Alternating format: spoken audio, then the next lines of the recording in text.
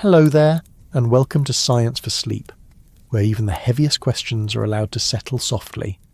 Tonight we're not looking up at the stars or chasing the edges of the universe. We're turning inward, into a place that is at once familiar and frustrating. A quiet corner of the mind that can turn a single moment of pleasure into something that feels unshakable. Addiction. It's a word that sounds heavier than it should for something that often begins so small. A habit, a pattern, a little spark of reward that the brain files away and then asks for again and again. And maybe you've felt that before. Maybe not in the way that people talk about in headlines or warnings, but in quieter ways. The extra scroll through a feed long after you promised yourself one more swipe, the endless refresh, the last cigarette, the extra drink, the little pull toward whatever it is that just won't quite let you go. And while we're here together, I wonder where you're listening from right now. Is it late? Is it early? Is the room dark or lit by the gentle glow of a lamp? Are you lying down, maybe already halfway to sleep? Or are you simply here because the world felt loud today and you wanted to hear something steady and calm? If so, I'm glad you're here. If you find this slow wander through science and understanding to be the kind of company you'd like to keep, I'd be grateful if you'd tap like or subscribe. It helps this quiet corner find the others who might also be looking for a softer way to think about difficult things. Because tonight's journey is not about judgment or fear. It's about why the mind sometimes locks onto a path and keeps walking it, long after you wish it wouldn't. Addiction is strange, because it rarely feels like it starts as anything serious. It's almost never a sharp line. It's a slow drift, a little shortcut for relief or comfort that the brain learns too well. The science of it doesn't come wrapped in drama. It comes with neurons and chemicals and signals that evolve to help us survive. Only now they're playing in a world so full of stimulation that what once made sense doesn't anymore. The brain is a learning machine, and addiction is what happens when that learning becomes stuck, like a song on repeat. And maybe, if you've ever wondered why it's so hard to simply stop something that you don't even like anymore, this is where that answer begins. Because at the centre of it all, there's a part of the brain called the reward system. It's ancient, older than language, older than civilization. It was built for survival, not modern life. It's supposed to make food taste good so you remember to eat it. It's supposed to make connection feel good so you keep seeking it. It's supposed to give you a little spark of joy so you repeat what keeps you alive. But the modern world offers these sparks in concentrated forms, things so powerful they hijack that circuitry. And once the brain learns that path, it doesn't easily unlearn it. This is why telling someone to just stop is like telling the tide to turn back. It's not defiance, it's wiring. But before the wiring, there's a moment, the first spark, and it never feels extraordinary. It's a piece of chocolate after a long day. It's a drink shared with friends. It's a video you watch because you're bored. It's harmless until it isn't. And even then, it doesn't feel like a trap because you can still put it down. Except, slowly, somewhere in the quiet parts of the mind, your neurons start to notice. They mark it. They remember it. They make it easier next time. And what was once a choice starts to feel like the default. And yet, here's the thing that makes it even more complicated. The brain doesn't just record pleasure. It records relief. If something takes the edge off anxiety, or sadness, or stress, the brain remembers that too. In fact, it remembers it even more strongly. So now, it's not only pleasure, it's escape. And escape is powerful, because when you come back to yourself, you don't always remember the reason. You just feel the pull. This is why addiction isn't weakness. It isn't failure. It's learning gone too deep. It's the same circuits that help you master a language or play an instrument, except now they're locked onto a single loop. A loop that keeps repeating until the world narrows to the size of the thing you can't stop reaching for. And once it's there, the brain protects it. It prioritizes it. And before long, it starts to feel less like you want it and more like you need it. And maybe you've seen that happen in small ways. in yourself or in someone you know. Maybe it's late night cravings or endless phone checks. Maybe it's something harder, something that hurts to look at directly. But if you have, then you've also seen that strange moment where, even when you know it's not good for you, even when you feel nothing from it anymore, you still go back. That's not because you're broken. It's because your brain is doing exactly what it was designed to do. Only now it's doing it in a world that feeds it endlessly. But there's another part of the story, the part where this isn't permanent. Because the same brain that learns can unlearn, and the same loops that feel impossible to break can change.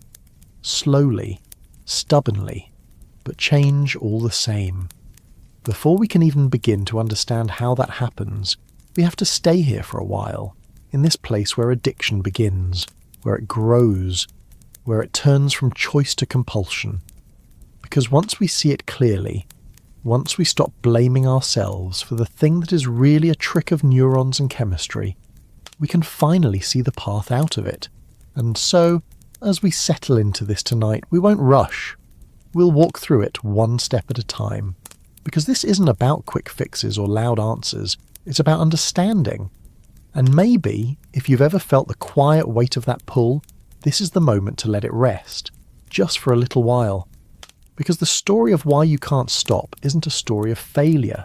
It's a story of how the mind holds on and how one day it can let go.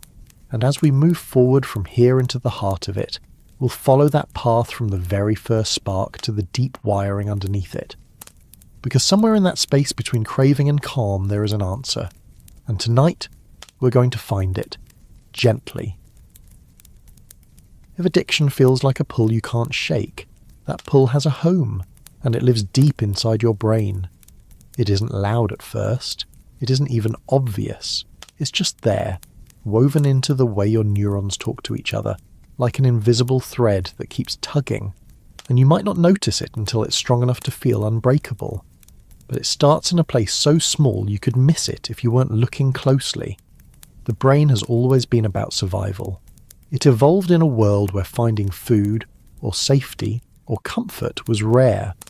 And so, when it discovered something good, it built a way to remember it, not just with thoughts, but with chemistry. And at the centre of that chemistry is dopamine. People sometimes call it the pleasure chemical, but that's not quite right. Dopamine isn't what gives you the joy. It's what tells your brain that something is worth doing again. It's a teaching signal, a marker that says, pay attention, this matters, do this again. And that's where the hidden hook begins. Because when something floods the brain with dopamine, it doesn't just feel good. It carves a groove, a little shortcut in the way your neurons fire.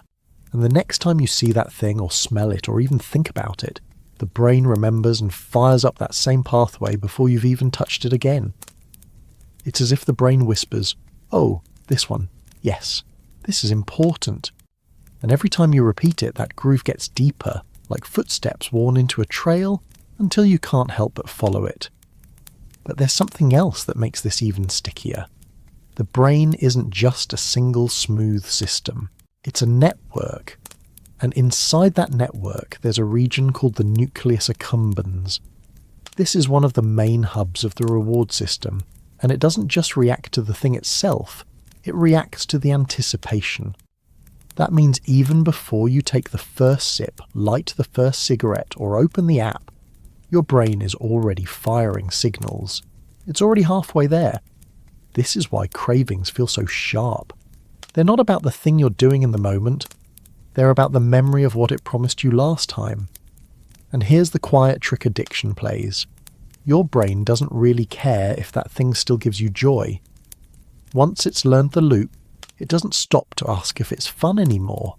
It only knows that it used to be, and that memory is enough. So even when the pleasure fades, the habit remains. It's like the brain running on old instructions, following a map that no longer leads anywhere, but still feels familiar enough to trust. Now add to that the way dopamine is supposed to work in a normal brain. Small, steady bursts here and there. A meal you enjoy, a hug from someone you love, the satisfaction of finishing something hard. These are the signals that keep you balanced. But addictive substances and behaviours don't play by those rules. They don't just nudge the dopamine system, they slam it. They flood it with a surge far bigger than anything nature ever intended. And the brain takes note. It starts to adapt. It dials down its sensitivity. It says, if this is the new normal, I'd better get used to it. And so, what once gave you a rush now only gives you enough to feel level. And without it, you feel lower than before. This is tolerance. The quiet remodeling of your brain so that enough is never really enough. But the hook doesn't end there. Because while the reward system pushes you forward, another part of the brain steps in. The amygdala, the stress center. This part remembers how bad it feels when you're deprived of the thing you've come to rely on. It holds that discomfort like a warning. So now, you're not just chasing pleasure, you're avoiding pain. Two forces pulling at the same loop, until it's not about wanting it anymore. It's about needing it, just to feel like yourself again. And all of this is happening below awareness, while you're busy convincing yourself that next time you'll stop, that this is just the last one, or that tomorrow will be different. Meanwhile, your brain is busy reinforcing the same pathways, strengthening the same connections, rewarding the same signals. You're not weak, you're wired, and that wiring is powerful. But there's one more twist that makes the hook nearly invisible: the prefrontal cortex. This is the part of the brain that's supposed to help you make decisions, weigh consequences, and resist impulses. It's the rational voice, the one that looks at the bigger picture. But under the constant weight of an addictive loop, this part of the brain starts to lose ground. The reward system shouts, the prefrontal cortex whispers, and little by little, the balance tips until what used to be a choice now feels automatic. And yet, if you step back and look at it from a distance, you can see that this isn't permanent. The brain is plastic. It rewires. It learns. It can also unlearn. But in the moment, it doesn't feel that way. It feels like you're standing in a groove too deep to climb out of, one that started so small and now runs straight through you. And even if you hate it, there's a part of your brain that keeps saying, one more time. But here's the strange comfort in all of this.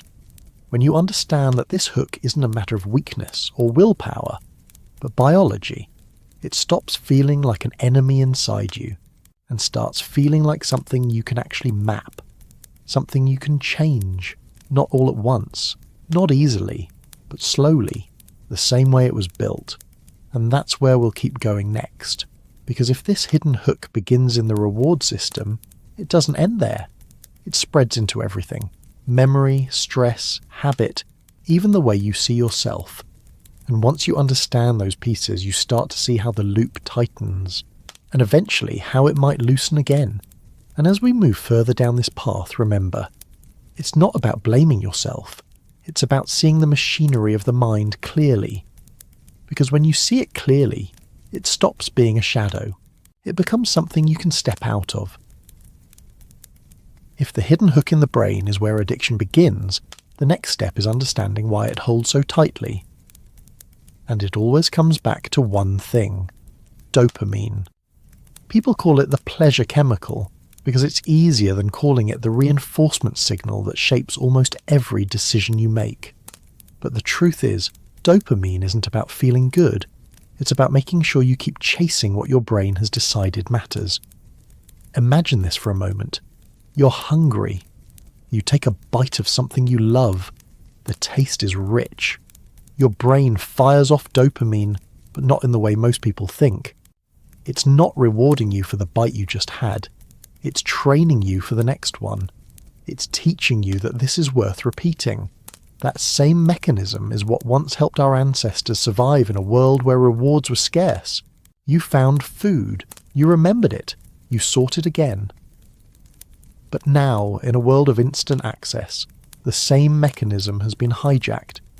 Instead of occasional nudges, it's getting slammed over and over until what was once a gentle guide becomes more like a leash. This is the part that makes pleasure so deceptive, because at first it really does feel like pleasure.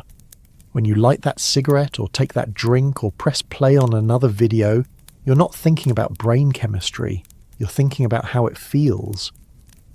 But that feeling is a trick, a little burst that fades almost as soon as it arrives.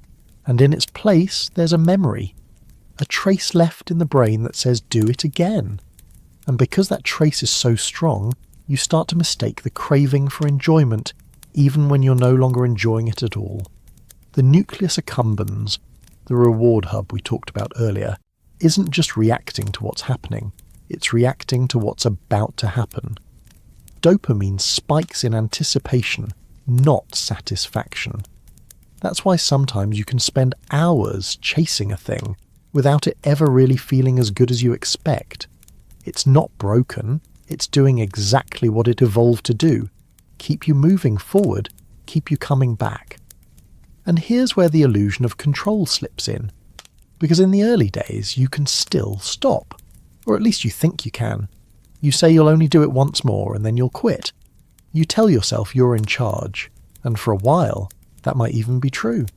But slowly, as those dopamine pathways get carved deeper, the balance begins to tilt, and you don't even notice it happening until suddenly it's easier to give in than to fight back. And you convince yourself that's still a choice. What's worse is that the brain doesn't treat every source of dopamine equally. Natural rewards, like food or connection or a sense of accomplishment, come with built-in limits. Eat enough and you're full. Laugh long enough and you're tired. But addictive substances and behaviours have no such boundary. They keep pushing that system past what it was designed for. The brain adapts by lowering its sensitivity, so that the same hit feels smaller and smaller until you're not chasing pleasure anymore. You're chasing the memory of it. And if that sounds bleak, it's because this is how the trap tightens. You start out looking for a spark, and you end up running after smoke. But your brain doesn't care that it's smoke, because it still remembers the fire it once was. And that memory is enough to keep the loop alive, even when you know better, even when you've promised yourself you're done. And then there's the part that makes it worse. Stress. Every time you're tense or tired or overwhelmed, the brain goes looking for a shortcut to relief, and dopamine is the bait. It offers up the easiest path, the one it knows works. And so, the loop strengthens. Not because you want it, but because in that moment it's the fastest way out of discomfort. And the more you repeat it, the more it becomes automatic until wanting it and needing it blur together. But here's something important to remember. None of this is a sign of weakness. This is how every human brain works. The difference between someone who gets hooked and someone who doesn't isn't about character. It's about how many times the loop has been run, how deep the pathways are carved, and how much the brain has learned to trust that shortcut over everything else. And yet, for all the power dopamine has, there's something almost comforting about understanding it. Because once you see it clearly, it stops feeling like magic. It's just wiring. And wiring can be changed. Not quickly, not easily, but it can be shifted. Because the same brain that learned the loop is capable of learning a new one. And that's where the story is heading next. Because if dopamine drives you forward, if it keeps you chasing even after the pleasure fades, then we have to understand how habits turn from something small into something that feels impossible to escape. Because once you know how the loop is built, you can finally start to see the first cracks in it. So let's keep going and follow this trail to where repetition stops being harmless and starts becoming the very thing that makes it so hard to let go. Because that's where the quiet chains begin tightening, and it's also where they can one day be undone. If dopamine is the spark that lights the fire, habits are the fuel that keep it burning. What begins as something small, so ordinary that you barely notice it, can grow into something that feels unshakable. The strange thing about habits is that they don't announce themselves. There's no signpost, no sharp turn, no moment where you know it has crossed the line from choice to compulsion. It just happens, slowly, quietly, until one day it feels as though you're following a script you didn't even mean to write. A habit begins with a cue. It might be the time of day, a familiar place, a feeling, or even something as subtle as the way a room looks. Your brain links that cue to an action. If that action gives you even the smallest spark of reward, it locks in the connection. This is the loop. Cue, action, reward, repeat. Every time you run through it, the wiring grows stronger, until one day you're no longer deciding. You're simply doing.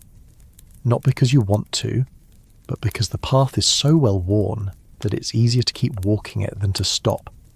And this is where addiction sharpens that ordinary loop into something heavier, because the cues that trigger addictive habits are everywhere, and the rewards they promise are immediate.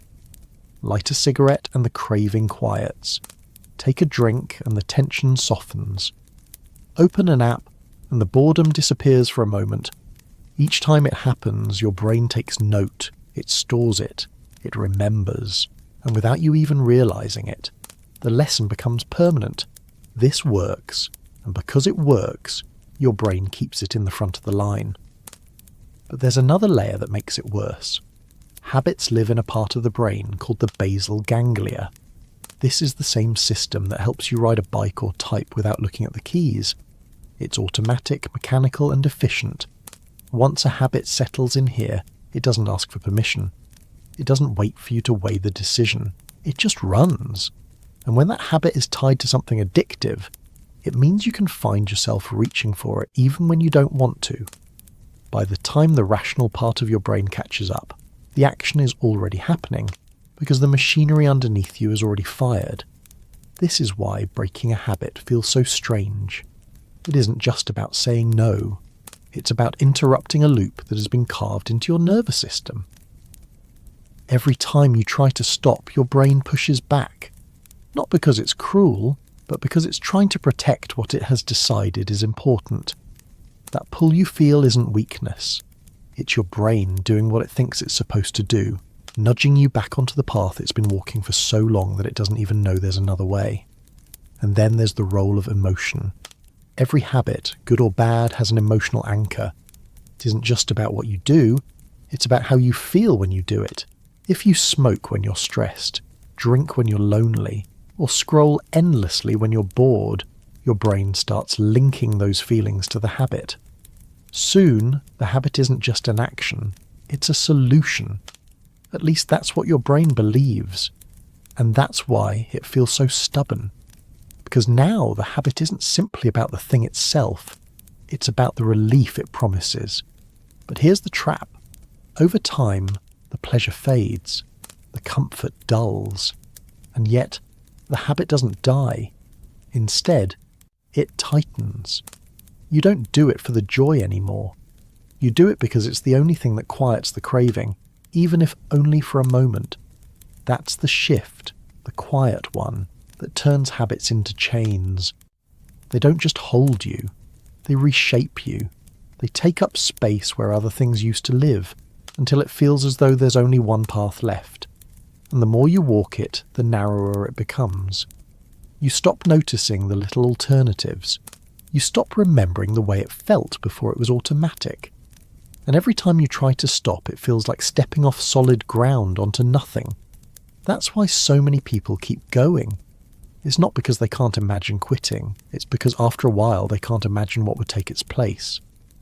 Yet here's the truth that addiction hides. Habits, even the strongest ones, are not permanent. They are powerful, yes, but they are not carved in stone. The same repetition that builds them can also undo them. And the first step isn't force. It isn't willpower. It's awareness. Because once you begin to see the loop for what it is, you can start pulling it apart. You start to notice the cue. You pause before the action. You begin to separate the craving from the choice. And that tiny space, that moment where you see it happening, is where the chain loosens. Not all at once, not in some dramatic rush, but slowly, the way new paths are always made, one small step at a time. But before we get there, we have to understand why these loops get so strong in the first place. Because this isn't just about repetition or comfort. It's about how the brain's reward system was built to repeat what works, and how that same design, when hijacked, can turn into the very thing that keeps you stuck. If you've ever wondered why breaking free feels so impossibly heavy, it's because the system that's supposed to help you survive has been rewired into a trap. And yet, there's something strangely hopeful in that too. Because what has been rewired can be rewired again. The same brain that built these chains can learn to loosen them.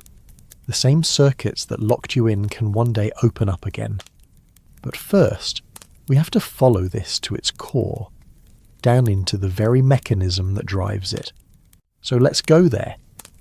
Because if we can see how the reward system keeps these loops alive, we can also see how to weaken it, one link at a time. If habits are the chains that hold you, the reward system is the forge that built them. This system doesn't care if the habit is good or bad, helpful or harmful. It only knows one thing. What gets repeated gets stronger. That's how the brain has always worked. It's how you learn to walk. It's how you learn to read. And it's also why you can find yourself doing something over and over, even when you wish you wouldn't. The reward system lives deep in the brain, and at its core is dopamine. But dopamine is not what most people think it is. It's not just the chemical of pleasure, it's the chemical of teaching. Every time you do something that feels good or relieves discomfort, dopamine fires, and it leaves a mark. It tells your brain, this matters. Remember this, do it again. That's all it takes. One signal, one tiny nudge, and then the loop begins. When you eat something sweet, dopamine lights up. When you laugh with a friend, it fires again. When you accomplish something you've worked for, there it is. These are the natural rewards that shaped human survival. They were never meant to be constant. They were supposed to be occasional, meaningful and balanced. But the modern world doesn't work that way. Now, the reward system is surrounded by things that push it far harder than it was ever designed to handle. Substances, behaviours, and technologies that flood it over and over again until it doesn't just remember them, it starts to depend on them. Here's what happens when that system gets pushed too far. At first, the reward is huge. That first cigarette, that first drink, that first late night scroll, it lights the brain up. Dopamine surges, and the brain takes careful note. But the brain doesn't like things that are too loud for too long. It adapts. It dials down its sensitivity. What once felt intense now feels normal, and what was once normal now feels like not enough. This is tolerance. Your brain rewires itself to expect the flood, and when it doesn't get it, you feel it. And this is why the reward system is built to repeat. Because the more you push it, the more it pushes back, not by stopping the craving, but by demanding more. That's why one drink turns into 2, 1 hour turns into 3. It's not that you're weak, it's that your brain has been trained by its own chemistry. But dopamine alone doesn't explain why this feels so inescapable. There's another part of the reward system at work here, the learning circuits. Every time you repeat a behaviour, the brain strengthens the neural pathways that drive it. It's like walking through grass. The first time, you leave a faint trail. The 10th time, it's clear. The 100th time, it's a path so worn that it feels like the only way forward. Even when you want to turn away, the path is there, carved into the landscape of your mind. And here's the part that makes it even harder. The reward system doesn't just learn from pleasure. It learns from relief. If something takes away stress, even for a moment, the brain remembers that too, and it remembers it more powerfully than the pleasure itself. This is why cravings grow sharpest when you're upset, tired, or overwhelmed. Your brain doesn't just want the rush, it wants the escape. It's not chasing joy, it's running from discomfort. Over time, this rewiring creates a kind of trap. You're no longer doing it for the reward. You're doing it because not doing it feels worse. It's no longer about wanting, it's about needing. And every time you repeat it, the loop deepens. The brain says, this is the answer, even when it isn't. And this is why willpower alone feels so useless. Because by the time you're fighting the urge, the reward system has already done its work. It's already fired. It's already prepared the craving. You're not battling a choice, you're battling a reflex. But here's what most people don't realise. The reward system isn't broken. It's not even malicious. It's doing exactly what it evolved to do. The problem isn't that you have a reward system, it's that it's playing in an environment it was never designed for. In a world of infinite triggers, instant gratification, and endless repetition, the brain doesn't stand a chance without awareness. Yet, there's hope in that too. Because if this system can be trained to repeat, it can also be trained to stop, slowly, deliberately, through new rewards, new associations, and new patterns. The same machinery that locks the chains can one day loosen them. But before we reach the part where those chains begin to weaken, we need to understand the next piece of the puzzle, craving. Because if the reward system builds the habit, craving is what keeps pulling you back to it. And until you understand why craving feels so loud, you can't quiet it. If the reward system is the engine that keeps the loop running, craving is the voice that never seems to stop speaking. It isn't loud at first. It doesn't roar or demand. It starts as a whisper, soft enough that you might not even notice it. But the longer it lingers, the more it grows, until it's the only thing you hear, and by the time you recognize it, it already feels too late to quiet it. Craving is what happens when the brain learns too well. Each time you repeat a behavior that triggers a surge of dopamine, your brain takes note. It doesn't just remember the pleasure, it remembers the cues that came before it. The sight, the smell, the time of day, the feeling in your chest. Those cues become signals, and before long, they're enough to spark the craving all on their own. You don't even need the thing itself anymore. Just the reminder is enough to set the reward system in motion. This is why cravings feel so intrusive. You can be sitting quietly, not thinking about anything at all, and suddenly, out of nowhere, there it is. A flash of memory, a small urge, a quick thought that seems harmless but refuses to leave. That's because craving isn't random, it's triggered, and the brain is exquisitely good at finding those triggers and replaying them until they stick. At first, craving feels like a suggestion. You could ignore it if you wanted to, but the longer you sit with it, the stronger it becomes. This isn't just psychological, it's chemical.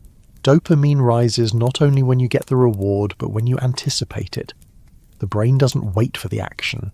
It prepares for it. It pushes you toward it. And the more times you give in, the faster this process becomes, until craving feels less like a thought and more like a reflex. And here's the part that makes it so exhausting. Craving doesn't even care if you still enjoy the thing you're craving. It only cares that once upon a time it worked. That first cigarette, that first drink, that first hit of sugar, that first endless scroll through your phone.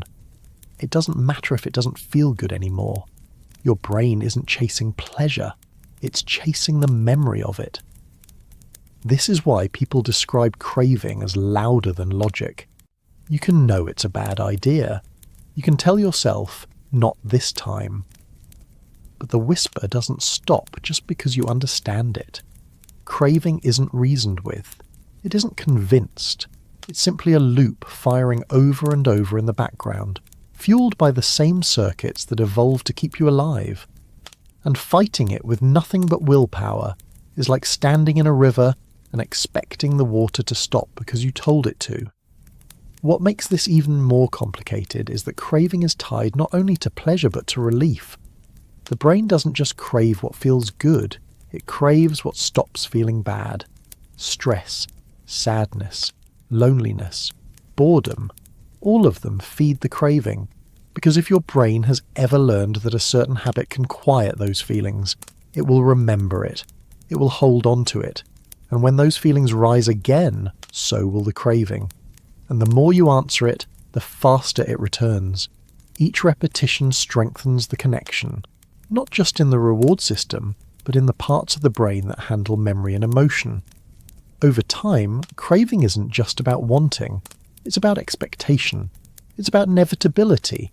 It's the brain saying, "Oh, we've been here before, we know how this goes."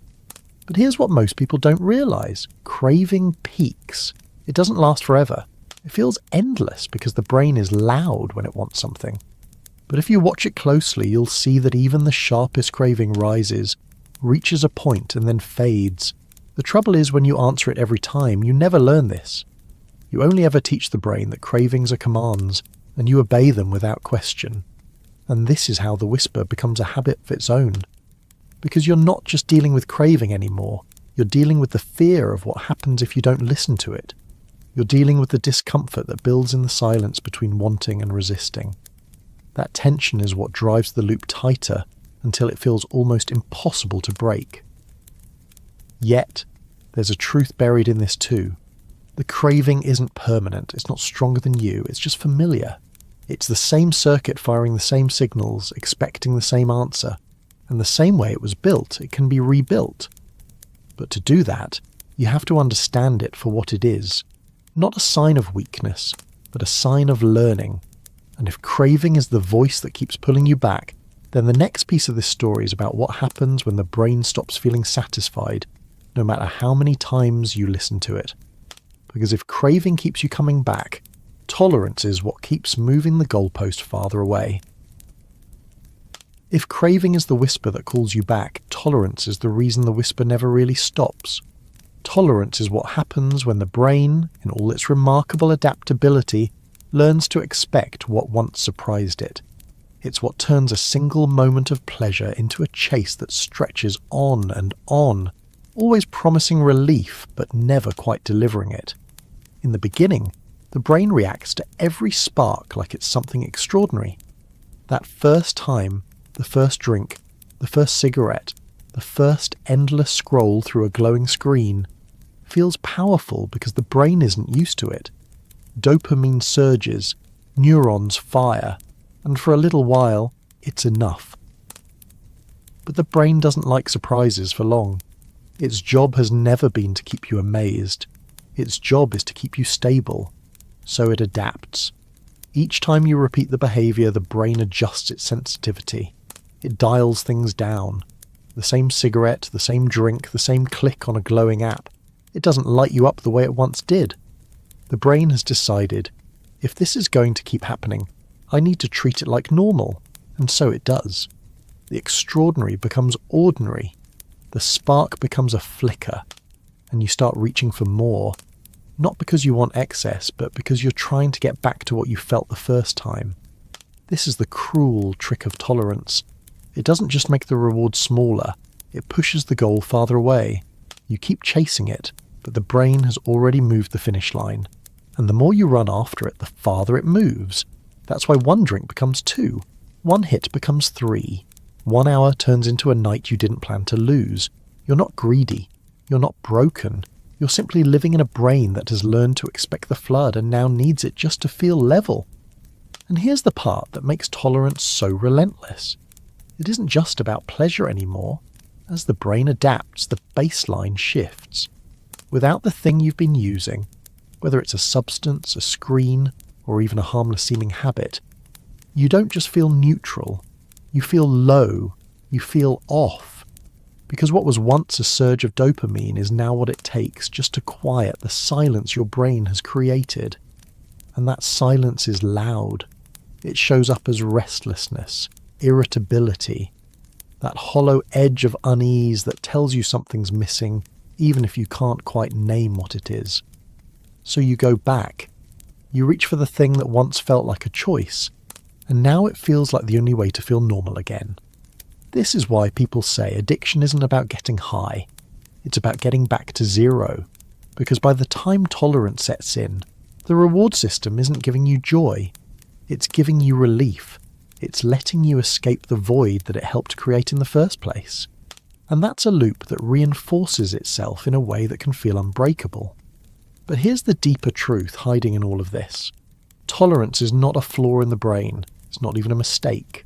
It's the same mechanism that allows you to stop noticing background noise or stop smelling a candle after it's been burning for an hour. Your brain is built to normalize what happens repeatedly. It does it for survival. It does it for efficiency. It does it because it's trying to keep you balanced. It simply doesn't understand that this time balance is the thing pulling you under. And yet even this isn't permanent. The brain that learns tolerance can also unlearn it, slowly, painfully, with resistance at every step. But it can. That's why people who step away from an addictive loop often talk about the world feeling strange at first. Food tastes different. Sleep feels wrong. Pleasure takes time to come back. But then, quietly it does. Because the brain that once pushed the goal farther away can also bring it closer again. But before that happens, tolerance has one more role to play in this story. Because as it deepens, it doesn't just change how much you need, it changes how bad it feels when you don't get it. That's where withdrawal begins. And withdrawal is where the chains of addiction tighten the most. If tolerance is the slow shifting of the brain's balance, withdrawal is what happens when that balance snaps back the moment you take away what it's grown used to. It's the rebellion that follows silence. It's the brain and body shouting at once, demanding that you put things back the way they were, no matter how badly you wish you wouldn't. Withdrawal isn't punishment. It's not some cruel design meant to make people suffer. It's the natural reaction of a brain that has been rewired by repetition. When you feed the reward system the same thing over and over, it adjusts. It builds itself around that pattern. And when you suddenly stop, that pattern doesn't just vanish. The circuits that were firing still expect the signal. The chemicals that were flooding in are suddenly missing, and your brain doesn't like missing pieces. That's why withdrawal doesn't just happen in the mind. It spreads through the entire body. The restlessness, the ache, the anxiety that hums in your chest like static. It's the nervous system trying to adapt to a sudden emptiness. For substances, this can mean shaking hands, headaches, nausea, or a heaviness that seems to settle in your bones. For habits like screens or gaming or constant scrolling, it's different but no less real. You feel agitated, unsettled, as if the world has gone quiet in the worst possible way. And it isn't just discomfort, it's identity. Because by the time withdrawal shows up, the habit has been woven into your sense of normal. Your brain has learned to expect it not only chemically but emotionally. It's part of the rhythm of your days. When you take it away, the silence feels like loss. And the brain, built to avoid loss, pushes back hard. Here's the cruel thing about withdrawal. It convinces you that giving in will make everything stop. And in the short term, it's right. One drink quiets the tremor. One cigarette eases the edge. One more hour staring at the screen calms the noise. And every time you give in, your brain learns the same lesson. See, this fixes it. The loop grows tighter, not because you want more, but because it hurts less to stay where you are than to climb out. But here's the part that most people never hear. Withdrawal isn't endless. It feels endless because when you're in it, every hour feels like a wall you can't climb. But what the brain demands today, it demands less of tomorrow. Slowly, painfully, the circuits start to quiet. The chemistry begins to settle. The storm that feels permanent is really your nervous system rewiring in real time, fighting to find balance without the thing it's grown used to. Yet, in those first hours or days or weeks, it doesn't feel like healing. It feels like unraveling. Because every part of you that has been trained to reach for the habit is awake, loud, and begging you not to stop. This is why withdrawal isn't just physical, it's emotional. It's the sharp edge of craving mixed with the hollow weight of loss. It's why people describe it not only as pain but as emptiness, because the brain has been depending on something that suddenly isn't there. But this rebellion isn't proof that you're weak. It's proof that you've been strong enough to change something your brain didn't want changed. Every tremor, every restless thought, every ache is your nervous system recalibrating. It's the sound of pathways trying to find their way back to normal. And there's something else buried in this process. Withdrawal shows you exactly how deep the habit went. Every symptom, Every spike of discomfort is like a map of the places where your brain rewired itself. It's not punishment.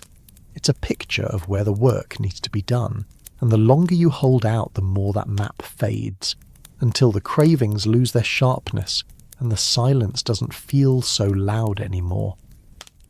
Because here's the truth most people forget. The brain isn't fixed in place. It's plastic. It bends. It changes. The same way it learned to depend on the habit, it can learn to live without it. And every hour spent sitting with withdrawal instead of giving in is another signal to your brain that the old pattern isn't in control anymore.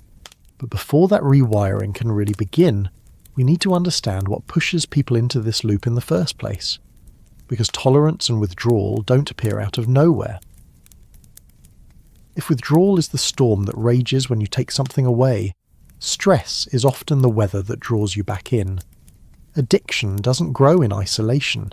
It feeds on the pressure of ordinary life, the quiet weight of expectations, and the 1,000 small discomforts that stack up until your brain starts reaching for the one thing it knows will make them fade, even if only for a moment.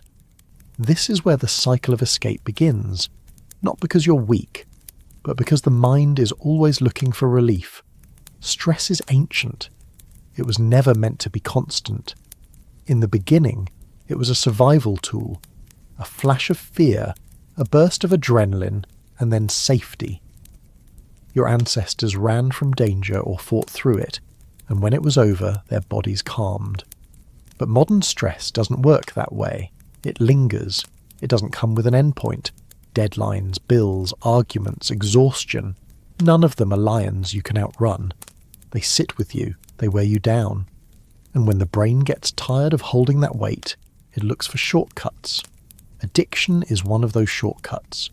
The reward system, already trained by repetition, becomes a way out. You take the drink, the hit, the scroll, or the bite, and for a moment the noise quiets. Dopamine fires, not just because of pleasure, but because of relief. That's the key. The brain learns not only that this habit feels good, it learns that it stops feeling bad. And in a world full of endless stress, that lesson digs in deep. Here's the problem. The relief doesn't last. It's a temporary escape, a small island in the middle of a storm. But when you return to the world and find that nothing has changed, the stress is still there. So you go back. And each time you do, the brain makes the link stronger. Stress means craving. Craving means relief. It's a perfect loop, and once it starts spinning, it's hard to slow down. The worst part is that this loop doesn't only respond to real stress, it starts to anticipate it. Your brain becomes so used to seeking comfort this way that even small discomforts become triggers. A bad mood, a slow afternoon, a single sharp memory. Anything can nudge the system into motion, and before you even realize it, you're already halfway to the habit. Not because the stress is unbearable, but because your brain has learned the pattern so well it doesn't need much to light it up. And this is why comfort becomes dangerous. Comfort isn't bad. Everyone needs it. But when comfort is tied to one narrow escape, one behavior, one substance, one habit, it stops being a choice and starts being the only option the brain can see. You stop finding other ways to soothe yourself because this one is faster, easier, reliable. And every time you use it, the brain rewards you for not just getting relief, but for taking the familiar path. This is how addiction builds its walls. Stress pushes you in, comfort holds you there, and the longer you stay, the harder it is to imagine leaving. Because even if you hate it, even if you want out, your brain has tied escape so tightly to this single habit that everything else feels slow and distant by comparison. But there's a truth hiding in that cycle. If the brain can link stress to a habit, it can unlink it too. Slowly, stubbornly, and only with repetition. That's why people who recover from addiction often talk about building new routines, finding new ways to breathe through the weight instead of running from it. It's not about removing stress from life. It's about teaching the brain that there are other exits. But before we can talk about how those new exits are built, we have to look at how deep the old ones go. Because stress doesn't just create a cycle, it shapes the way the brain remembers. And those memories are part of why the craving never truly feels silent. If stress is the pressure that pushes you toward escape, triggers are the sparks that light the fuse. They're the quiet, invisible switches scattered through the world, waiting to be flipped. Sometimes they're obvious, sometimes they're so small you don't even notice them. But once they fire, it feels almost automatic, like your brain has been pulled onto a track it didn't choose. Triggers are built out of memory.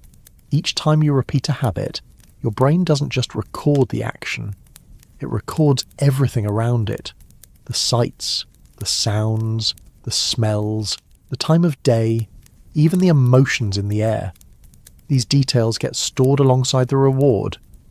Later, when you encounter them again, the brain treats them like a shortcut, jumping straight to the craving before you even have time to think.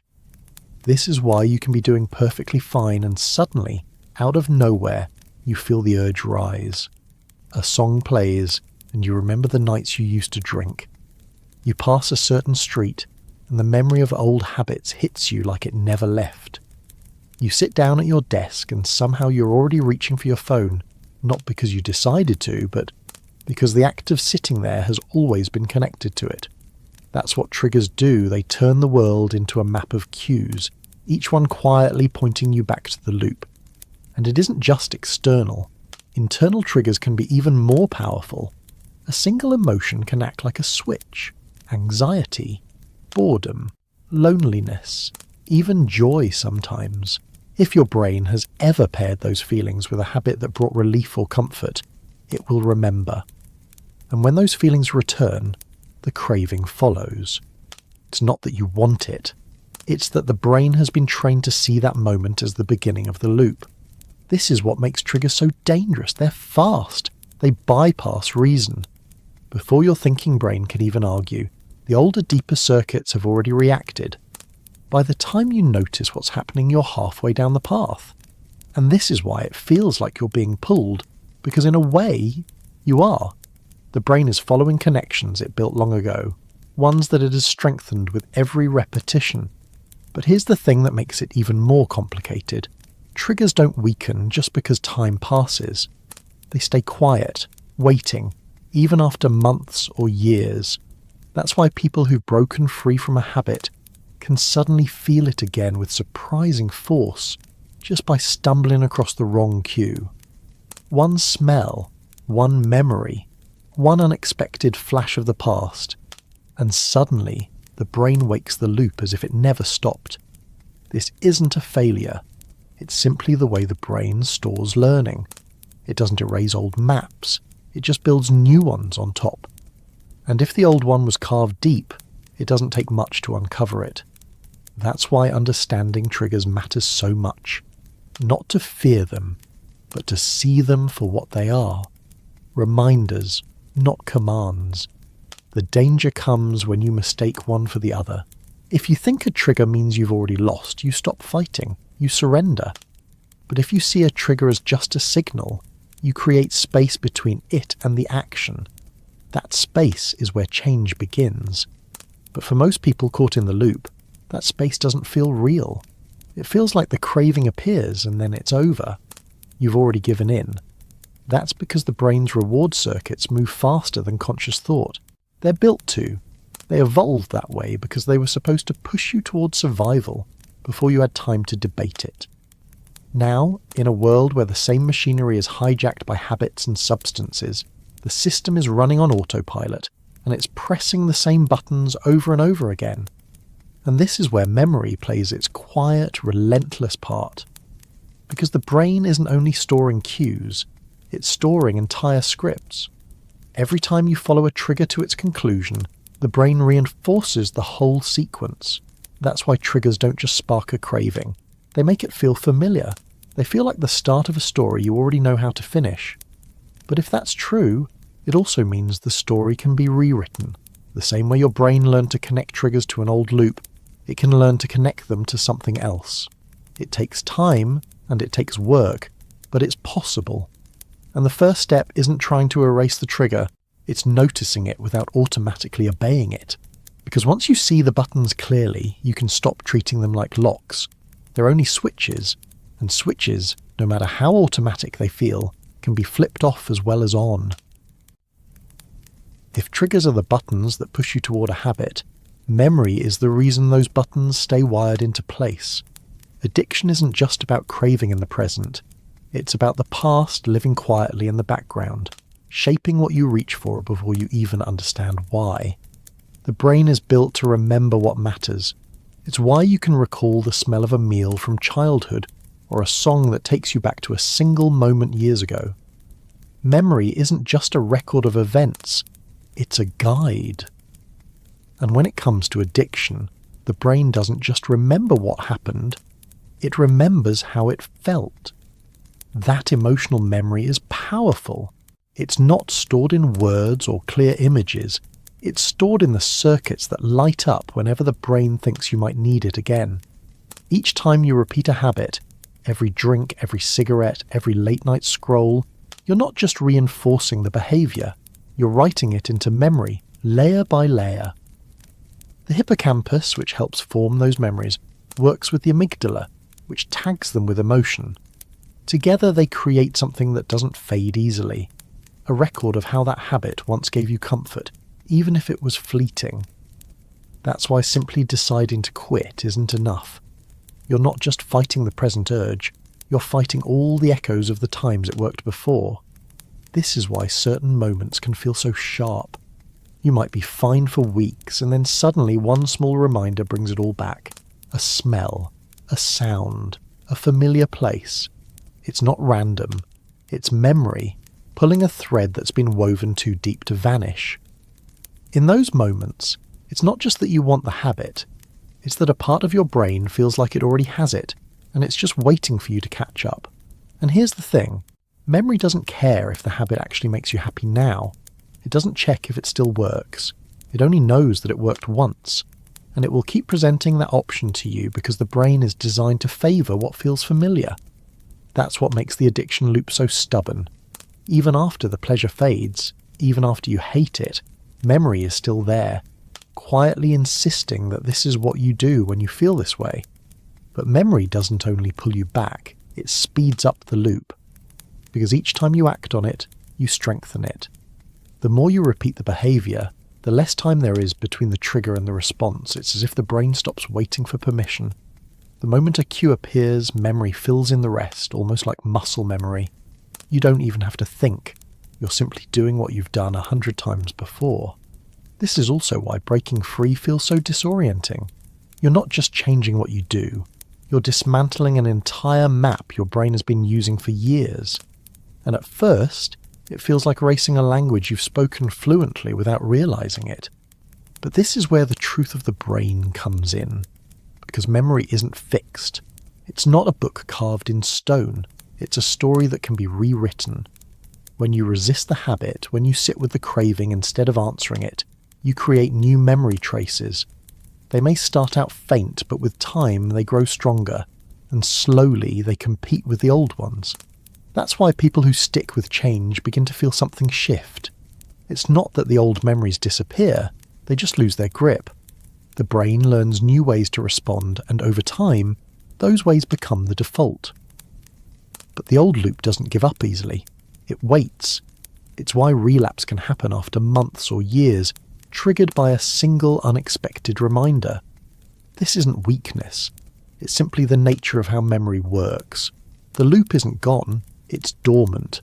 And that's why recovery isn't just about stopping. It's about building enough new pathways that the old ones fade into the background where they belong. But here's what's remarkable. Every time you don't give in, every time you sit through the discomfort, every time you choose something else, you're not just resisting, you're teaching your brain. You're showing it that the loop isn't the only option anymore, and with enough repetition that lesson sticks, and that's where hope lives. Because memory, the very thing that locks the loop in place, is also the thing that can set you free. It's the same mechanism, just pointed in a different direction. And if the brain can be trained into addiction, it can be trained out of it too. If memory writes the loops of addiction, genetics decides how deep those grooves might run before they even begin. Some people can experiment, step away, and never look back. Others touch the same thing once and find it harder to let go than they ever imagined. This difference isn't about strength or willpower. It starts long before choice ever enters the picture. It starts with the quiet instructions written into the brain and body. Genetics doesn't control everything, but it sets the stage. Inside every one of us is a unique blueprint that shapes how our brain responds to pleasure, stress, and reward. For some, the dopamine system, the very network that drives craving, runs differently. It might be more sensitive, firing harder and faster when it encounters a rewarding experience, or in some cases it might be less sensitive, leaving the brain searching for stronger stimulation to feel the same satisfaction others reach more easily. In both cases, the wiring creates vulnerability, not because it's broken, but because it tilts the balance of how the brain learns from reward. Researchers have found that certain gene variations can affect how dopamine works in the brain. These differences influence everything from how strongly you feel the initial rush of pleasure to how quickly your brain adapts to it. Some people are more likely to build strong associations between a habit and the relief it brings. For them, the first experience isn't just memorable, it's magnetic. Their brain tags it with extra importance, making it easier for a loop to form and harder for it to fade. But it's not only dopamine. Other systems matter too. Stress plays a role, and genetics can determine how reactive your body is to it. Some people inherit a more sensitive stress response. Their cortisol levels spike higher and stay elevated longer, and when stress hits hard, their brains are more likely to look for quick relief. In that state, the reward system doesn't just nudge, it grabs hold. The brain doesn't care what solves the discomfort. It only cares that it stops, and it remembers what works. Even impulse control has roots in genetics. The prefrontal cortex, the part of the brain that weighs consequences and helps resist temptation, matures differently in different people. Some inherit a system that's naturally better at hitting the brakes. Others, through no fault of their own, start with a weaker grip. It doesn't mean they're doomed. It means that from the beginning they've been running uphill. And then there's family history. If addiction runs in your bloodline, it isn't just because of shared behaviour. It's because the genes that shape reward sensitivity, stress response and impulse control are often passed down. That doesn't mean addiction is guaranteed. It means the road to it is shorter and easier to travel. For someone without those vulnerabilities, the same habit might stay casual. For someone with them, the habit can carve a deeper track almost without effort. But genetics isn't destiny. It doesn't write the ending. It only writes the opening chapters.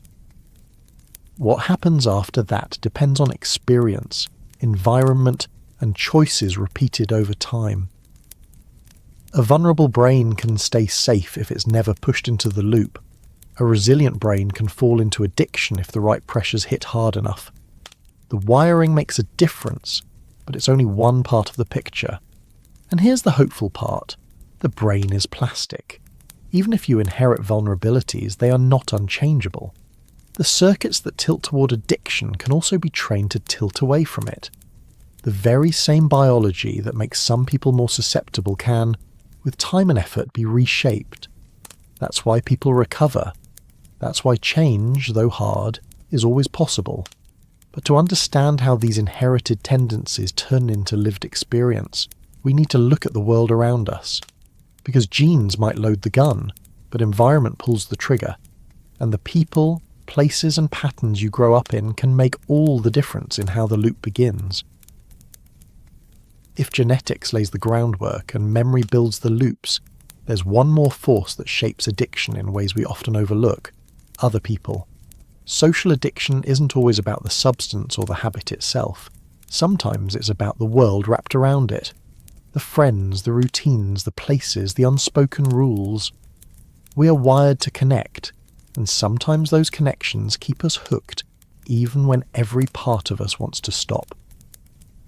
From the moment we're born, The brain is built for social learning. Mirror neurons fire when we see someone else act. We copy, we adapt, and we fit in because survival once depended on it. In the past, staying with the group meant safety. Today, it means something quieter, but no less powerful.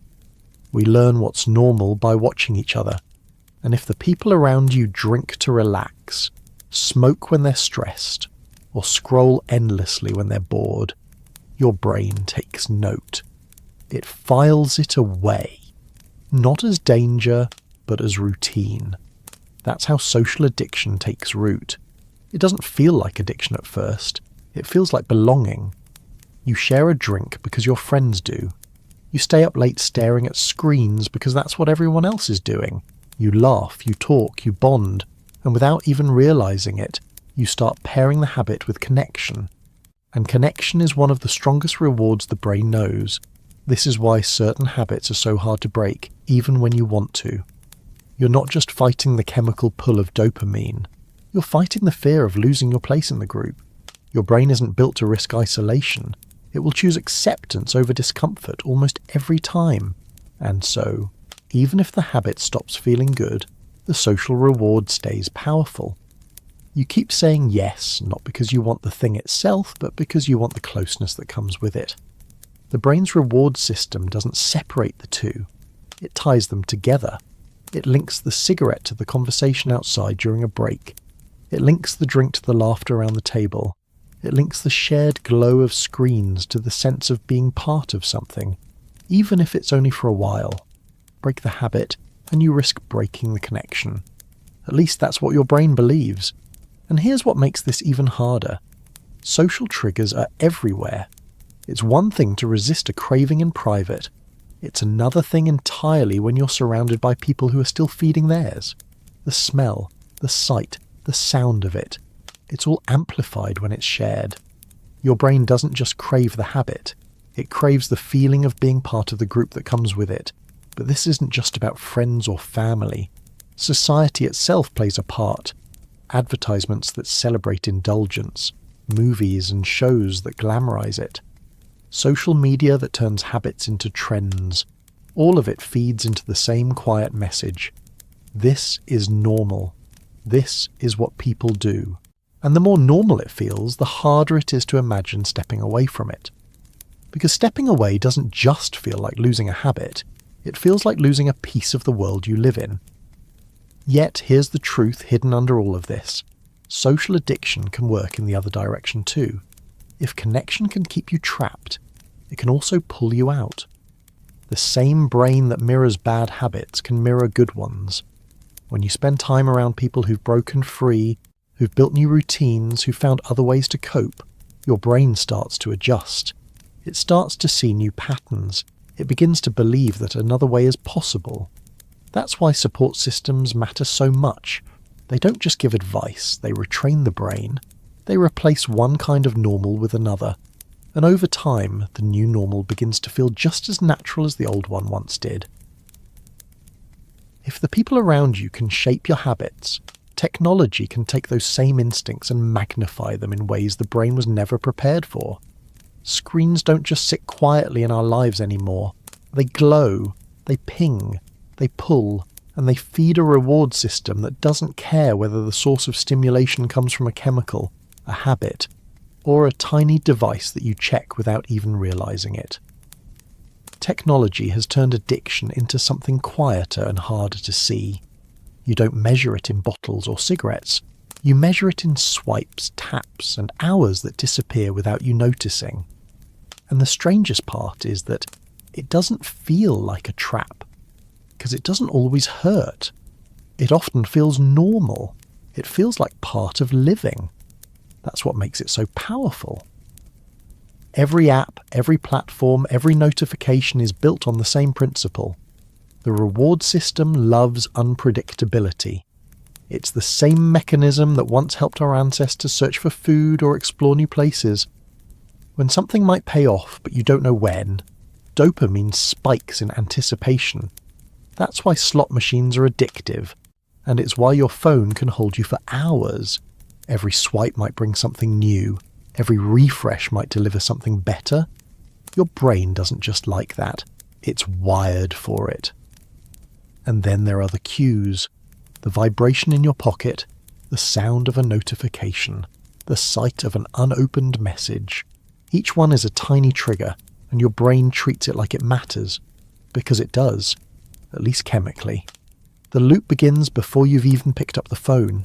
You feel the urge, you respond. You get the hit of relief, whether it's a message, a like, or simply the satisfaction of checking. But here's the thing. The more you repeat it, the deeper the loop digs in. And just like with substances, tolerance begins to build. What was once exciting becomes routine. A single notification isn't enough. You start checking even when there's nothing there. Your brain has learned to crave the act itself, not the result. You scroll not because you're interested, but because the motion is familiar. The habit has replaced the reason. And this is where invisible dependencies form. They don't leave the obvious marks that other addictions do. You don't wake up hungover from a night spent staring at a screen. But you feel it in other ways, in the restless pull to check your phone even when you don't want to, in the hollow unease that creeps in when it's out of reach, in the quiet discomfort of stillness because the brain has grown so used to constant input that silence feels unbearable. Technology has become a perfect mirror for the brain's reward system. Every swipe is a small gamble. Every click is a cue. Every moment of boredom is a trigger. And because the world is built to keep those triggers everywhere, there's no natural stopping point. The feed never ends. The notifications never run out. It's a loop without a pause button. But here's the part that makes this even more complicated. Unlike other habits, this one is hard to see because it's shared. When everyone around you is doing it, it doesn't feel like a problem. It feels like culture. It feels like life. And that makes it even harder to question. Yet, just like every other form of addiction, it comes from the same place in the brain. It isn't proof that you're broken. It's proof that your brain is responding exactly the way it was designed to. Only now the world around you has learned how to push those buttons faster, harder, and longer than nature ever intended. But there's something else about technology that reveals an even deeper truth about addiction itself. Control is not what we think it is. Because when the loop has been running long enough, it doesn't feel like a choice anymore. It feels automatic. If technology has shown us how easy it is to get pulled into a loop without noticing, the next step is understanding why it feels like you can't stop, even when you know you should. This is the point where addiction stops looking like a series of decisions and starts feeling like something else entirely, a kind of automatic script that runs without your permission. This is the hijacking of choice.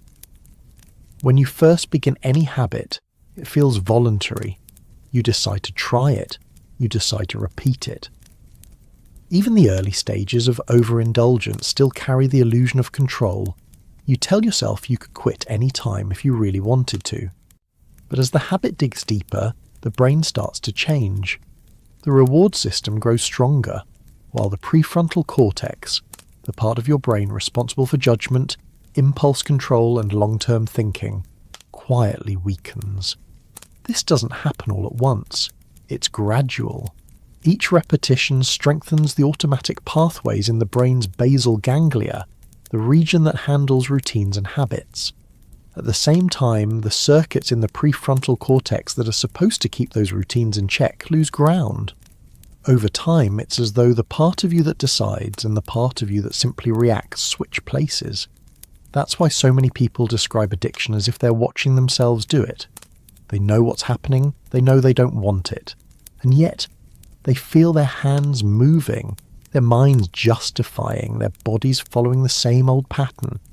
It's not because they don't care, it's because their choice has been quietly rerouted from the conscious level to the automatic one, and the brain reinforces this even further. When you give in to a craving, the dopamine spike doesn't just reward the behaviour, it also weakens the part of your brain that resists it. The next time you face the same craving, the resistance is a little softer, and the habit is a little stronger. This is why breaking out of addiction feels like trying to push back against something that's no longer in front of you.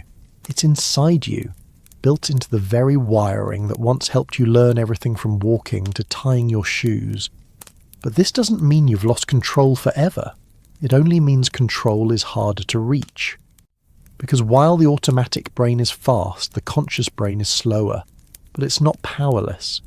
The challenge is that you can't outshout the automatic system with sheer willpower. You have to retrain it. You have to build new loops that can run just as automatically as the old ones once did. And this is where many people feel stuck. They believe they've failed because they can't make themselves stop by deciding to stop. But that isn't failure, it's biology. You don't undo years of reinforced wiring in one act of determination. You change it one small interruption at a time, over and over, until the brain begins to see a different pattern and shift toward it. Here's the other quiet truth about the hijacking of choice.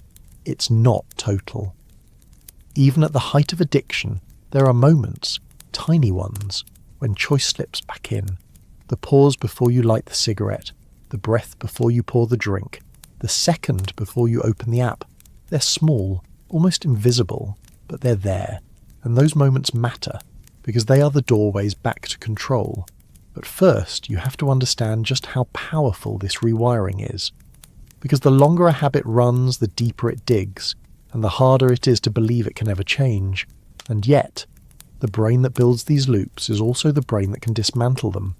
The same wiring that keeps you stuck can, with enough time and repetition, be turned towards something else. But before we start to explore how the brain reclaims that lost ground, we need to go deeper into how addiction changes the very structure of the mind. If choice feels hijacked, it's because the brain itself has been changed by the habit. Addiction doesn't just live in the background of your thoughts. It reshapes the very structure of the mind, quietly, gradually, until what was once a pattern of behaviour becomes part of the brain's architecture. But the most important thing to understand is this. The same process that wires addiction in can also wire it out. The brain is plastic. That word doesn't mean fragile, it means adaptable. Every thought, every action, every repetition leaves a trace in the neural circuits, and when something is repeated often enough, that trace becomes a path. Synapses, the tiny gaps where neurons communicate, fire together over and over until they form a stronger connection. You've probably heard the phrase, neurons that fire together, wire together. This is what it means. Addiction is simply that process running on overdrive. Each time you repeat a habit, the basal ganglia, the part of the brain responsible for automatic routines, strengthens those pathways. The prefrontal cortex, which handles self-control and long-term decision-making, gradually loses influence because it isn't being used in the same way. Meanwhile, the reward system keeps firing, reinforcing the loop with dopamine and teaching the brain that this path isn't just an option, it's the default. But this rewiring doesn't only affect the obvious parts of the brain. The amygdala, which processes emotion, also plays a role. It tags the habit with feeling, relief, comfort, escape, and those emotional markers deepen the pathway even further. The hippocampus, responsible for memory, stores every cue and trigger that ever came before the habit, making it easier to repeat the loop the next time those triggers appear. Over time, the brain doesn't just remember what you do, it prepares for it, almost automatically. This is why addiction can feel so much bigger than you. It's not only a matter of will, it's the result of thousands of repetitions shaping the brain until the habit feels less like something you do and more like something you are. But that isn't the whole story, because while repetition can carve these deep grooves, repetition in the other direction can carve new ones too. When you start resisting the loop, even in small ways, you begin to activate different circuits. The prefrontal cortex, long overshadowed, starts to wake up again. Each pause before giving in, each moment you choose not to follow the craving, strengthens it. At first it's barely noticeable, but over time, those pauses build into something powerful. Neuroplasticity doesn't care if the change is good or bad. It only cares that it's repeated. And this is the key to recovery. Each time you interrupt the old pattern and replace it with a new one, you're literally reshaping the brain. Slowly, the old pathways weaken. The synapses stop firing so easily. The brain begins to prune them, just as it prunes unused connections elsewhere.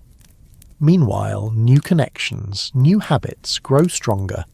But the early stages of this change feel strange because the brain resists it. It's not because the brain wants to hurt you. It's because it's efficient. It wants to stick with what's familiar. That's why cravings spike when you try to stop. That's why the old loops feel louder. The brain is simply trying to pull you back to the well-worn path. But if you keep walking the new one, no matter how rough it feels at first, eventually it gets smoother. This is why recovery often comes in quiet increments, not dramatic breakthroughs. You don't notice the rewiring all at once. You notice it the day the craving isn't as sharp. The day the pause between trigger and action is just a little longer. The day you realise that what once felt automatic now feels like a choice again. That is the brain changing itself, one small step at a time. But here's the part many people miss. This rewiring doesn't erase the old pathways entirely. They don't vanish. They just grow weaker, quieter, less dominant. They can still be reactivated if the right triggers line up. This is why relapse happens. It's not failure. It's simply the brain briefly remembering an old path before it remembers the new one. And this is why persistence matters. Each time you return to the new path, you strengthen it. And eventually, something remarkable happens. The new pathways become strong enough that they start to feel natural. What was once effortful becomes automatic. The craving that once shouted turns into a whisper you can ignore. The old loop doesn't control you anymore because the brain has learned a better one. If the brain rewires itself through repetition, it's time to talk about why so many people believe they can overpower that wiring with nothing but sheer determination. This is the myth of willpower, the idea that if you were simply strong enough, disciplined enough, or serious enough, you could walk away from addiction at any moment. But that's not how the brain works, and that's why this belief traps more people than it helps. Willpower lives in the prefrontal cortex, the same part of the brain that helps you plan, weigh consequences, and resist impulses. It's the seat of conscious control, the voice that says, "I shouldn't do this," even when every other part of you is leaning in the opposite direction. But here's the problem. In addiction, this part of the brain is fighting uphill against the much older, faster, and more automatic parts of the brain. The reward system, the basal ganglia, the emotional centers that drive craving. When you tell yourself you'll just stop, you're asking one slow, rational system to overpower a much faster, much stronger one that has been reinforced hundreds or thousands of times. And while willpower can hold out for a while, it's like holding your breath underwater. You can do it, but not forever. Eventually, the automatic circuits win. That isn't weakness, that's biology. This is why so many people wake up each morning convinced this will be the day they stop, only to give in by nightfall. It's not because they don't care.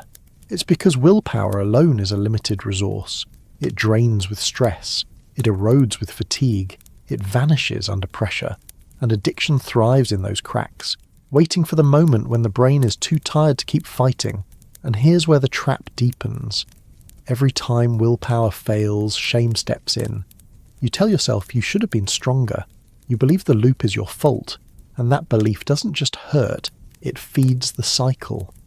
Because shame is stressful, and stress drives craving, and craving drives repetition. You don't break the loop by blaming yourself for it. You tighten it. The truth is, willpower was never meant to be the main tool for overcoming addiction. At best, it's a spark. The thing that gets you started. It helps you pause long enough to notice the loop. It gives you the strength to take the first step. But lasting change comes from building new pathways in the brain. not from endlessly wrestling with the old ones. You don't win by fighting the craving every single time. You win by teaching the brain to stop craving the same way in the first place. That's why people who break free from addiction often don't talk about being strong. They talk about building systems. They talk about routines, support, and replacing the old habit with something else. Because those things create new patterns, new automatic responses that don't rely on willpower. The goal isn't to resist forever. The goal is to rewire the brain until the resistance isn't needed anymore. And that's the part most people miss. The brain isn't a battlefield you win with force. It's a landscape you reshape with repetition.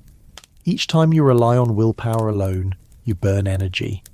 Each time you build a new habit, you build a path. Over time, the path beats the fight every single time. But this shift doesn't happen instantly. It takes time, and it takes understanding. If willpower fails not because you're weak, but because the brain has been rewired, then it's time to look at one of the most overlooked truths about addiction. Stopping doesn't just feel hard. It feels like loss, and not just any loss. For many, it feels like saying goodbye to something that's been there through every bad day, every moment of stress, every lonely night. In a strange, unsettling way, it feels like losing a friend. Addiction isn't only about chemistry, it's about comfort. The habit, whether it's a substance, a screen, or a ritual you can't break, becomes woven into your life like a constant companion.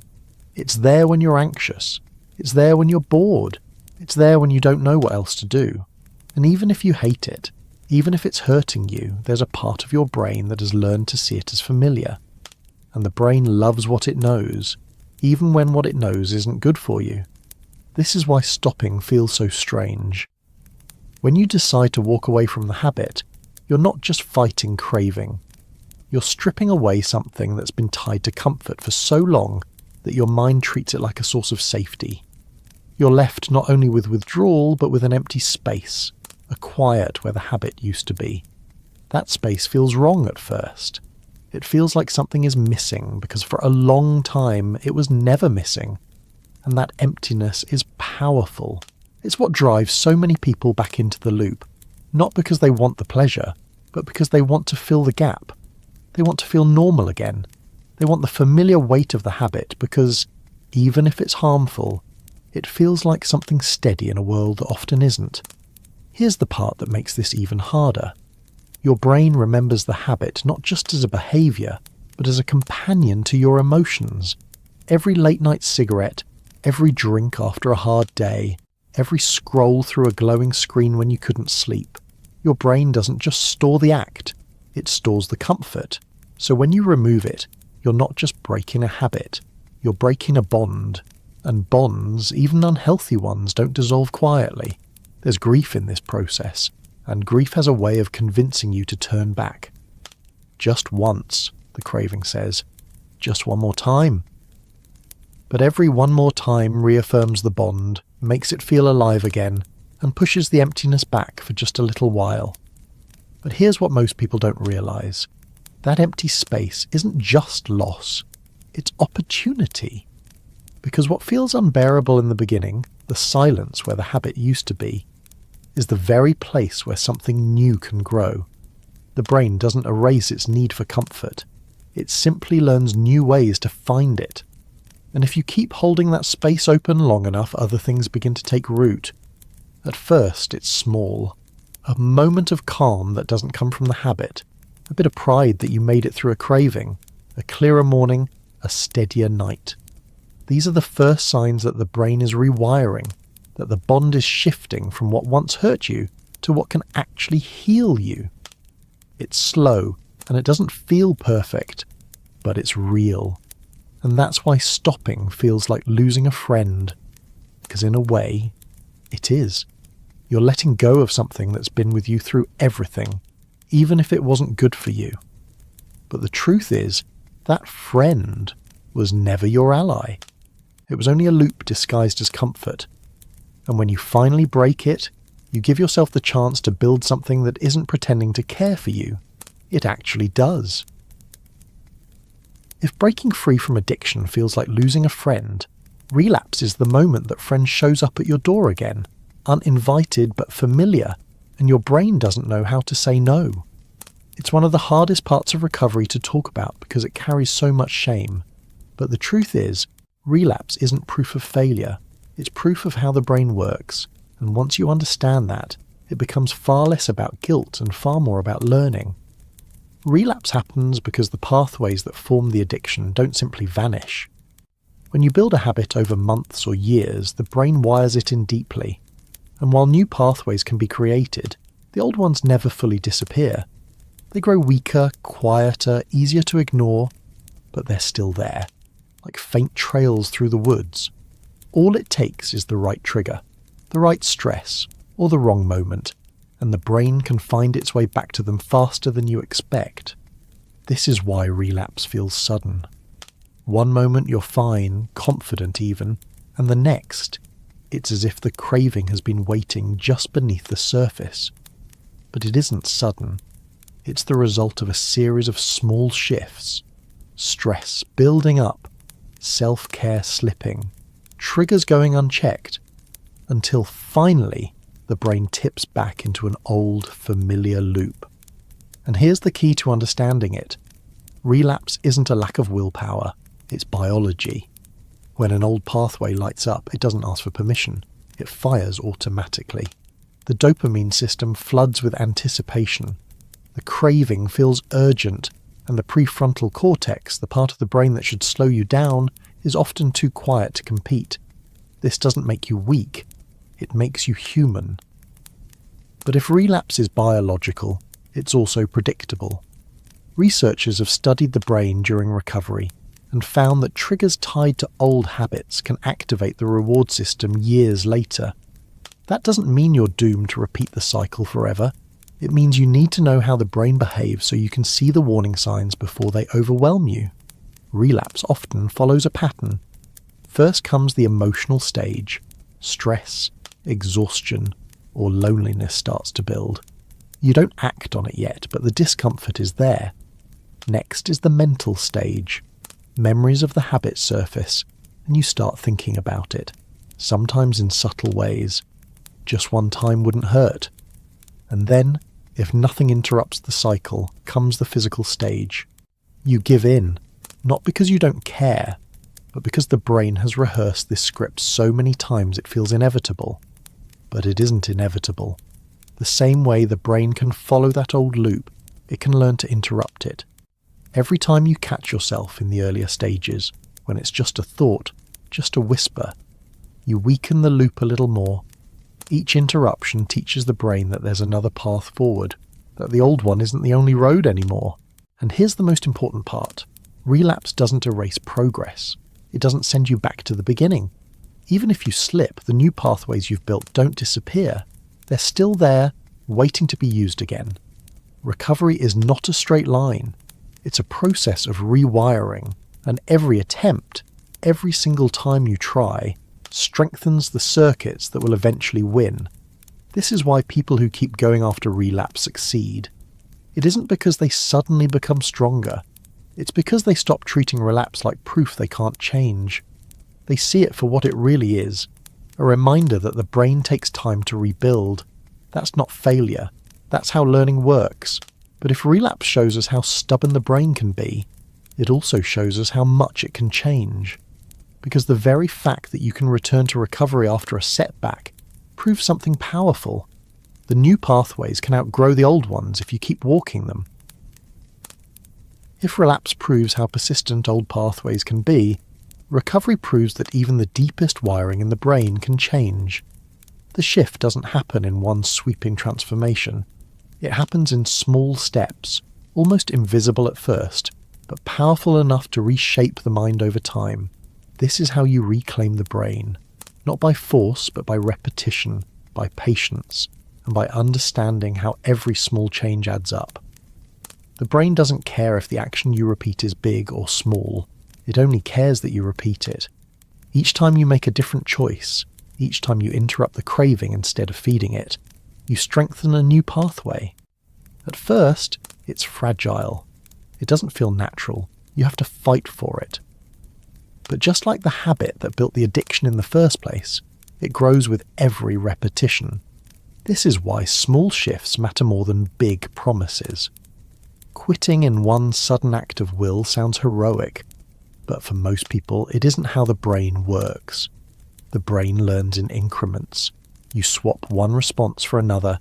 You choose to wait 5 more minutes before you give in. You take a walk instead of reaching for the habit. These tiny moments feel meaningless when you're in them, but they are literally rewiring your brain, one spark of activity at a time. And then something almost invisible happens. The prefrontal cortex starts to wake up again. This is the part of the brain that addiction quieted down, the part that helps you pause, weigh consequences, and see past the craving in front of you. Every small act of resistance strengthens it. Every decision to hold back, even for a moment, builds its power. Slowly the balance shifts. The reward system stops running the show alone, and the thinking brain starts to take the wheel again. But this change isn't only about resisting, it's also about replacing. You can't simply erase a habit. The brain hates a vacuum. If you take something away, it looks for something else to fill the space. That's why building new routines is so important. Exercise, hobbies, social connections, even simple rituals like going for a walk or making tea. These things may seem unrelated to addiction, but they aren't. They give the brain new rewards to chase, new loops to follow, new maps to draw. Over time, those small replacements start to matter. The craving that once felt unbearable becomes quieter because the brain isn't just losing something, it's gaining alternatives. And this is how change sticks. Not because you've silenced the old pathway entirely, but because you've built new ones that are strong enough to take its place, and the brain loves efficiency. The more you repeat the new behavior, the less effort it takes. What was once deliberate becomes automatic. This is the turning point in recovery. The moment when what used to feel like a fight starts to feel like routine. You're not pushing against the old loop anymore. You're simply walking a new one. But here's the part that gives this even more power. Every small victory feeds itself. Each time you resist a craving, each time you choose something else, the brain doesn't just adapt, it rewards you. Not in a dramatic surge, but in steady, quiet reinforcement. You feel a little clearer, a little stronger, a little more certain that you're not trapped in the same loop forever. And those feelings are the proof that the wiring is changing. Recovery isn't about becoming someone new. It's about teaching your brain to stop clinging to the old patterns and start trusting the new ones. And it all begins with those tiny, ordinary choices that don't feel heroic at all. But if you keep stacking them, one after another, they become something extraordinary. And this is where the cycle starts to break. Not all at once, not in a dramatic moment, but in the quiet shift where your brain finally stops fighting you and starts working with you again. That's when the chains begin to loosen for good.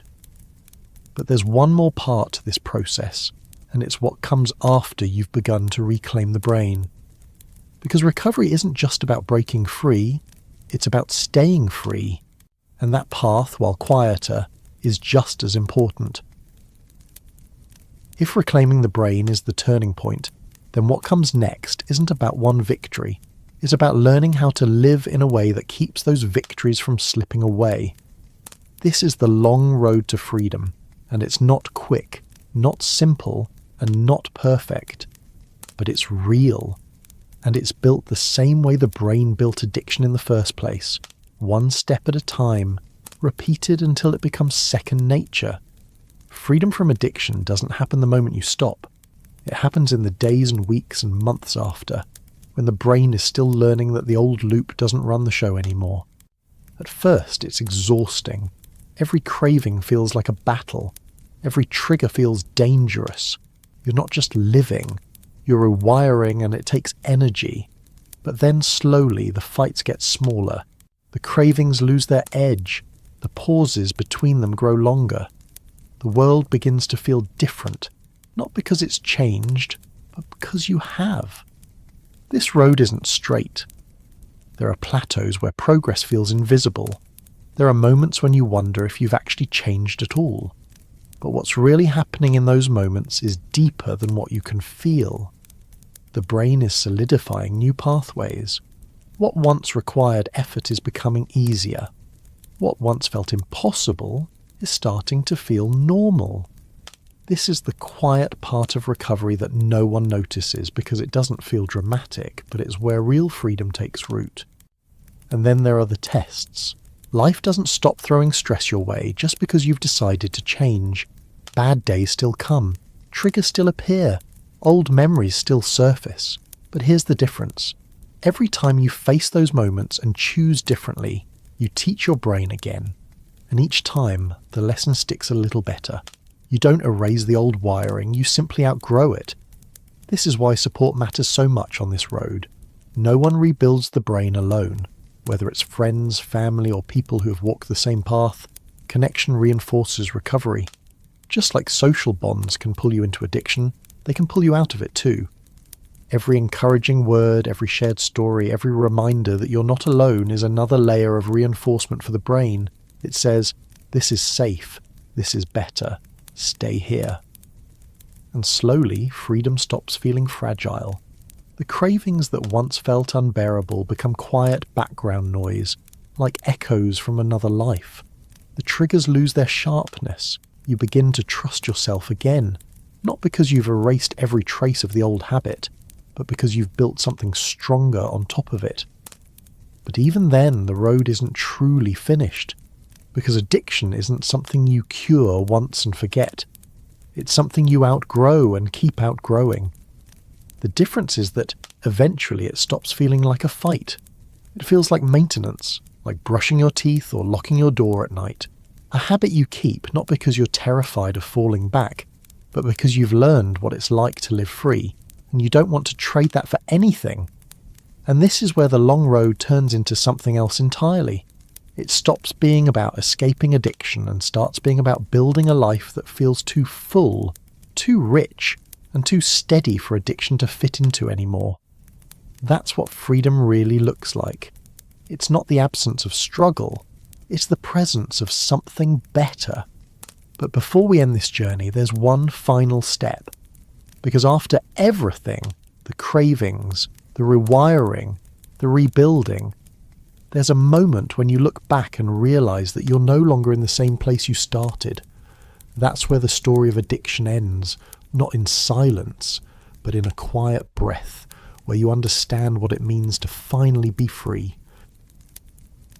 If the long road to freedom is about rebuilding the brain one step at a time, the closing is about something simpler. Finally being able to breathe without the weight of the urge pressing down on you. Addiction begins as a spark.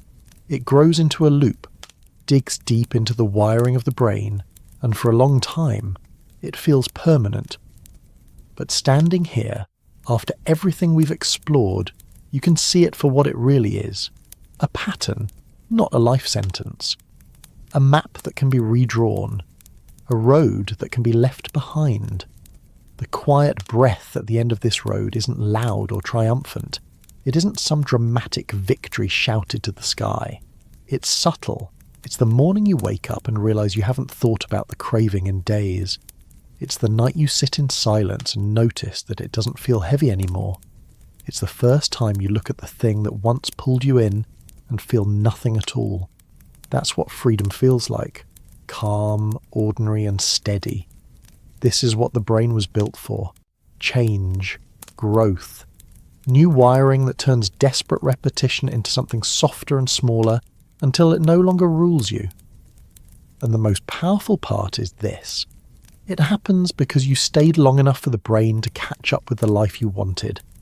Every small decision, every quiet refusal, every moment you held on instead of giving in rewrote the map until the old loops faded like paths through grass that nobody walks anymore. But maybe the most important part of all is this. Freedom from addiction doesn't mean you forget what it was like to be trapped. You remember. But that memory isn't a threat anymore. It's proof. Proof of how far you've come. Proof that the brain that once chained you down can just as easily set you free. Proof that what feels impossible at first can become your normal if you keep walking forward, one step at a time. And now, with the loop quiet and the urge no longer louder than your own thoughts, you're left with something that feels almost strange in its simplicity. Space. Space to breathe. Space to choose. Space to live without the constant hum of craving in the background. That's what this whole journey was about. Not fighting forever, but reaching the point where you no longer need to fight at all. So take this moment, if only for yourself, and let it sink in. Because every bit of science we've uncovered, every part of the brain we've explored, every explanation of cravings and wiring and repetition leads here, to the understanding that addiction was never a life you were meant to live. It was just a detour. And you found your way back. And if you're still somewhere in the middle of this path, still rewiring, still waiting for that quiet to come, remember this. The brain always learns. The loops can always change. And the breath you're looking for, the one beyond the urge, is waiting for you. Steady and patient, like it's been there the whole time. And that's where we'll leave it for tonight. No rush, no noise, just the quiet reminder that freedom isn't loud, it's calm and it's yours. Alright, let's bring it to a close. Thank you for walking through this journey with me tonight. Addiction can feel heavy, it can feel complicated, but what we've seen is that it isn't unbreakable. It's not who you are, it's simply how the brain learns. And what the brain learns, it can also unlearn. So if you're here because you're curious, or because you're in the middle of it yourself, or even if you're just listening because you needed something calm to fall asleep to, I want you to take this with you. Nothing in your brain is permanent. Not the craving, not the loop, not the weight you've been carrying. Every part of it can be changed, one small choice at a time, until the urge fades and you find yourself breathing in a way you didn't know was possible. If this quiet exploration helped you, even in the smallest way, I'd be grateful if you'd leave a like or subscribe. Not just because it helps this little corner of calm grow, but because it means there will always be a place here for anyone else who needs to hear that their mind isn't their enemy. It's simply waiting to be rewired. So take a breath. Let the noise in your head settle, and if you're ready, let this be the night where you don't need to fight anything at all. You've done enough. You are enough. Sleep well, and I'll see you in the next one.